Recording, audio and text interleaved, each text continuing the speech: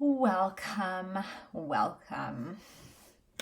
I am happy you're here. So we are going to start off this case study mini course by talking about a bad case study that I created.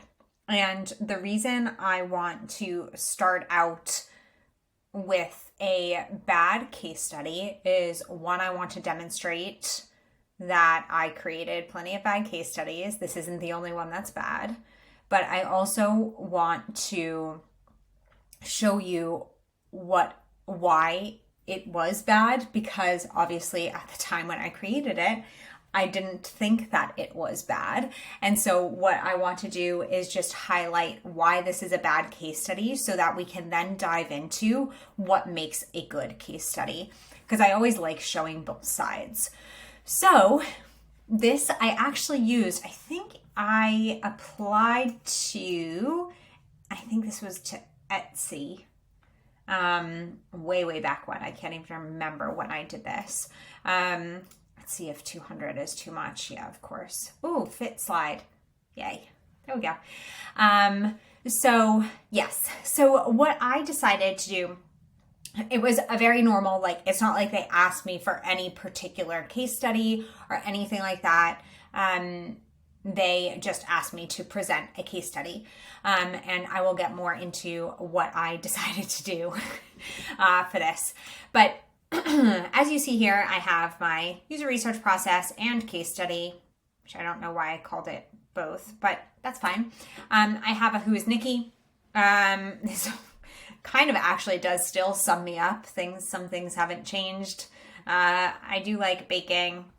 I like my dog. I like my cats. I love tennis. I love Pokemon, and I love World of Warcraft. So I always kind of recommend doing a little bit about yourself, because it kind of humanizes you beyond kind of what you are as a researcher. So I don't think that this is the bad part.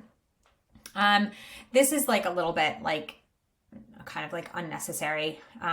So how did this girl get into user research? It's some of these things are so cringy when you look back at them. You could do a little bit about your journey into user research if you find that it's necessary, but people can see that through your resume, so I don't know if it's super applicable. So then I get into this really weird quote where I say user research is not only a way of empathizing with and deeply understanding people, but it also forges a path to allow users to achieve their goals and pursue their passions. I don't know where I got that from. I don't know if I created it or if I put together a bunch of different things. I don't know why this is here. It doesn't really make sense. I would not. So these two are fine. This is where it starts to go downhill. I wouldn't put that in here unless it was relevant to something. So yeah, these two are not the most ideal. I have seen a lot of people who are like, hey, just as a quick recap, I love user research because of these reasons. So you could put that if I was redoing it, I would say these are the reasons why, despite some challenges, I still love user research, something like that. And then I get into my case study. So I worked at a place called UXR. It's a B2B SaaS platform, social media marketing SaaS platform, where we could create or collect UGC from hashtags that people can then, that companies can then utilize on their marketing. So user-generated content ups the ROI on marketing quite a lot. So when customers come into something I'm trying to think of a brand that's literally everywhere, but I can't for the life of me think of one. But when people go on to websites such as IKEA, there we go, IKEA, and they see pictures that don't look like marketing pictures, they look like people's real houses, right? And real ways that people are using the things that they bought, they're more likely to buy. That's the whole thing behind UXR. So that's just a little bit about that. And then I decided to pick content in motion for my case study. Now, I don't know why I did this at the time. It was not the smartest thing for me to do. It was a bit of an evaluative, but also I think that's why it was a bit generative and evaluative. But I didn't do a great job at displaying that. I kind of wish I had pick something a little bit more simple. But let's see where we get broken down. So I worked at Olapic. This is what we do. And I focused on content in motion. So content in motion, you can see here, we had a lot of really great clients, a lot of big clients too. It's a way for brands to create low cost on brand and engaging videos at scale. So our content in motion team would take images and create videos from these images. So they're really popular, or a lot more popular now than they used to be. So this is what I start with. So I explain it. That's fine. You want to explain the company that you are working at, like to give context, and you want to explain the what it was that you were working on to give people an understanding. Now, this is where it just plummets downhill. So what did Olapic want to do? Olapic wanted to create a content and motion management process, which consisted of the following tools. My role, so this gives nothing. It doesn't talk about what the project was, what the problem was, what we were actually trying to achieve. How did we come to this, to a management process? Why is it what Olapic wanted to do? How did we come to these tools? Nothing. Where did this project come from? There is nothing on this. Who was involved? Nothing. There is no research problem and no research goals. Zero. And for somebody, as you know me, who hammers in research goals, you know that this is nuts for me. This is why this is so bad. And then I talk about my role, which is internal and external research sessions to understand pain points pain points with the current process, and working with a product manager, designer, and engineers to create a content in motion platform. Nothing. No research goals, no like project background, where it came from, how we got here, like what was there any previous research done, why this, why a content in motion platform, what had been tried before, what were the pain points that pointed to this. Nothing. So that is bad. Then we get worse because we go into a project manager journey. Who's a project manager? What's a project manager? Nothing. I didn't say anything about why I wanted to talk to these people, who these people were, how I recruited them, how I got to this journey. There is nothing. I just created this, right? No synthesis, no information gathering, nothing. This is just here. And I found that the biggest pain points and opportunities are this. Now we look at the animator journey. So now I have a whole nother segment that I looked at that I didn't even talk about, right? Who's the animator? What do they do? Why are we talking to them? What is the point here, right? How did we recruit them? What did we talk to them about? How did we get to this journey here? But it's just this, and then the biggest pain points. So now I did client-facing research. So this is internal research, which I didn't say anything about, right? Now we do client-facing research. So generative research interviews, where I recruited 24 social media managers for one-on-one interviews. Why 24? Or what is the recruitment criteria? Why generative research? Why all these things? There is nothing here. And this is also like a terrible flow, because you'll see later. And then, actually you'll see right now, suddenly we have affinity diagramming. There's nothing about what I asked them, like what I was talking to them about, like why I decided to do this. There was no goals that I was trying to achieve, no output. I was just chatting with them. And then we suddenly go into like affinity diagramming, mind mapping, and sketching. So we had a design studio.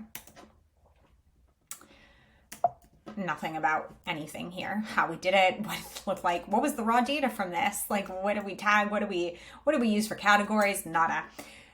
Insights though, hey ho. Easy and fast way to prepare videos for upcoming campaigns. Current process is manual. What does that mean? These are shitty insights. Sorry, Nikki. It's okay. These are bad insights. There's no consequence to them. There's no impact. Like it's not great. And then somehow we have a workflow after that. So this is the workflow. So this is a quote. To sum it up, what are we summing up? We were summing up hypotheses. How does it, why are these here? How does a brand pass Olapic their content? How do the internal teams at Olapic receive this content? How do Olapic and the brand communicate through this process? Why wasn't this asked before? This should not be summing it up. Then we have so there is nothing on like what raw data was collected. How did we synthesize it? How did we analyze it? Like what did we go through? Like a little bit about what we found, but these are really shitty insights. So it's not even great to and like we also don't talk about what questions we asked them. What were our goals? What was our expected outcome? Instead we go into this like ideal vision journey, which would be it's a bit service blueprinty. So what clients are doing and what Olapic is doing. So front end and back end of this. No idea of how we got to this. Nothing about why we did this. What were the goals for this? What was the point of this? Nothing on that. And then we suddenly have an MVP here.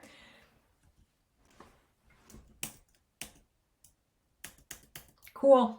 Nothing really on this. Why did we do this? Where did this come from? How did we create this? What were the goals? Nothing. But we evaluated it with 21 social media managers, which is a lot of social media. It's a lot of people for a MVP, evaluative research. And then there were user insights, but we don't talk about, we have here, some of these are terrible task-based questions. Watching these, just looking at these things is like, oh my goodness. But we have no goals, no plan for this. Who did we recruit? Like, what was it? The same people? Was it like, what was the recruitment criteria? Here's some insights. We went back to the drawing board. Where we did synthesis, brainstorming, and working directly with the designer and PM to create something. What we hope to achieve, which is okay, I guess, but that's not really helpful. And then this is like, no. This is all the things that happened, of which I didn't talk about throughout the entire process pretty much. And then joys and learnings and challenges, I always say yes to, but this is a cluster. So I hope that I've made it clear. So this is a multi-phase research, which is probably why I wanted to talk about it, because we have we have internal research. So with like stakeholders, we have external facing generative research, and then we have evaluative research, which is probably why I chose this, because it was multifaceted, which is always great to show like I can do a range of skills and several different phases of research. But nowhere did I talk about, even in the beginning, did I talk about this being multi-phased. I didn't talk about a research plan, how I collaborated with stakeholders, what my goals were for each of these particular phases, what the expected outcome was, who I recruited, how I recruited, why I recruited those people, what that criteria looked like, why I chose the different methodologies that I did, and how that got us to the information how it would get us to the information we needed, examples of questions that I would ask. I didn't talk through any sort of synthesis process. I just threw in like random things here. I didn't talk through who the participants were, especially like the internal stuff. No talk about the raw data and how we put that into synthesized information, the categories reused, and no talk of impact, right? And sharing and how I shared this information. So it's lacking pretty much everything that a case study needs. And so I really just wanted to showcase this, and I'll pop this, you can like look through it as well. So I'm going to actually pop this into the folder for you to look at. But I just really wanted to start out by highlighting that this is a crappy case study because it's just missing so many different components, right? So I hope that that was helpful and it started us off. I made plenty of mistakes too.